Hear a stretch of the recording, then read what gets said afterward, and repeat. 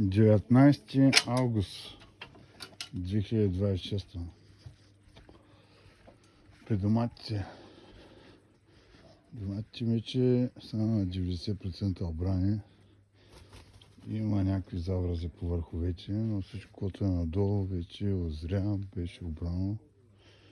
Има тук някои още, дето се очакват да озреят и да имат. Но общо взето изглежда се са вече към края на сезона. Това е бренди, лайм, оранж, дет му викат райска ябълка. Тук има някой друг зелен, някой друг озрял. Тук има... Това е добре изглежда.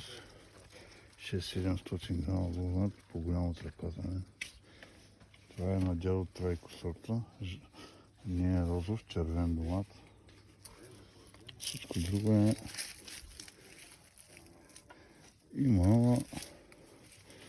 Някакво беше.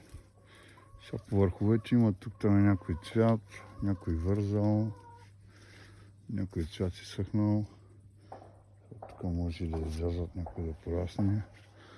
Но общо взето мога да кажа, че сезона на доматите е към своя край. Дано да има и септември, же. Но както гледам, няма да е каквото беше предния месец и началото на август. Тук това е някой древен.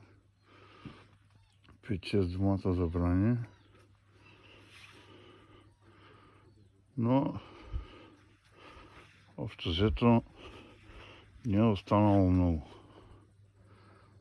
Върхово греене забелязахме само при един от сортовете. Не беше много, 5-6 домата много, най-много да е имало. Изглеждат здрави. Листата им поне. Но, може би, няма кой знае още колко да има каквото отдаване. Краставиците са на 98% зели здрави. Не вярвам нещо да излезе повече от тях.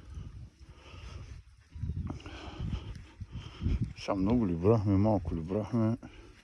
Ядахме домати 2 месеца.